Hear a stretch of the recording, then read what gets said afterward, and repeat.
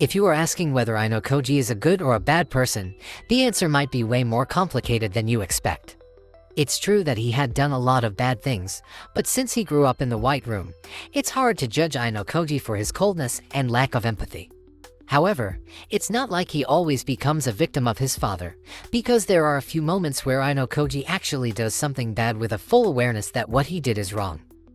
If we take a look at everything he did in the second half of the second year, it's hard to defend some of Ayanokoji's actions, such as expelling Sakura, turning Ichinose dark, and finally betraying his entire class. He had his own goal to achieve, and Ayanokoji was completely playing under the rule, but his goal forced him to make a lot of sacrifices that someday might return to bite him. Ayanokoji's current goal is to be defeated before the end of the third year, so his happy ending should be failing to graduate from Class A. That might sound weird, but Ayanokoji himself knew that it would need some kind of miracle for him to achieve his goal. However, Ayanokoji simply reaching his goal doesn't sound like a really good ending for this story. That ending sounds cliché, impossible, and also too good for someone like Ayanokoji. A dark ending where Ayanokoji ended up graduating from Class A sounds way more unique and possible, and also a good setup for the sequel arc if we ever get one. If you consider Ayanokoji as the villain, this kind of ending actually suited him because he will be punished in a way that no one could ever do, and some people such as Yamochi and Meizono would surely love that kind of ending.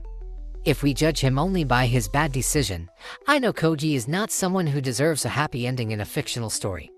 However, Ayanokoji doesn't always make that kind of decision. When he first enrolled in ANHS, he was just as innocent as everyone, and most of his evil deeds in the first half of the first year could be justified because he was under Chabashira's blackmail. Needless to say, some of Ayanokoji's actions, such as taking advantage of Harikita's condition and exposing her to real danger, was indeed extreme and probably unnecessary. But as a result, Harikita could grow as a person, so the positive and the negative somehow make a balanced scale. The same thing could be said about his action to handle Karuizawa. Even though what he did could be considered criminal activity, it's undeniable that Karuizawa managed to cure his trauma thanks to Ayanokoji.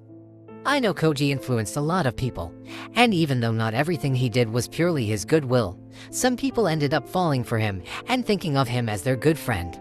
Even if Ayanokoji doesn't deserve it, he has a lot of helping hands that will surely try to guide him to a better ending. For example, following the development of the latest volume, Harikita will surely become the one who will make sure Ayanokoji won't end up with such a cruel fate. If someday Harikita learns about Ayanokoji's true intention behind his transfer, she will definitely try her hardest to defeat Ayanokoji and give her a bit of hope for his future. It's questionable if she could achieve it, but Ayanokoji really does change her life dramatically to the point that Harikita is now unrecognizable from her first volume version. The same could be said for Kei, because even though they are no longer together, some part of her heart must be hoping the best for Ayanokoji. Ayanokoji in the first year actually did a lot of good things, and even though his method could be better, the results of his actions are unquestionable.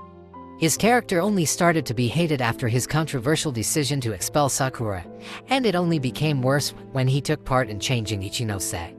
It's hard to like and justify Ayanokoji's actions in the later half of second year, and we can no longer use his father or White Room teaching as an excuse. What Ayanokoji did to Sakura or Ichinose are his pure intentions for the sake of his goal, and since there are no external factors that influence him, we could say that Ayanokoji is indeed a cruel person by nature.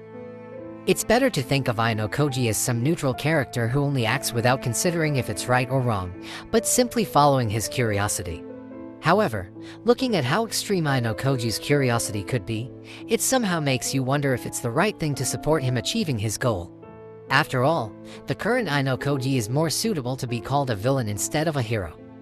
That's why when it comes to the ending that he deserves, Ayanokoji actually deserves a happy ending, and what he did to Sakura and the others could still be forgiven.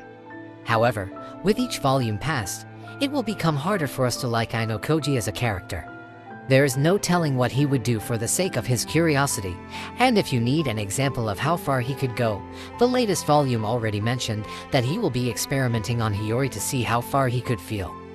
Since Hiyori is a very beloved and popular character, it will become a death sentence if Ayanokoji does something bad to her. He would never deserve a happy ending, but that is just a simple conclusion based on moral perspective. After all, the one who don't deserve it often ended up with the happiest life, and it's not rare for the innocent ended up as a sacrifice.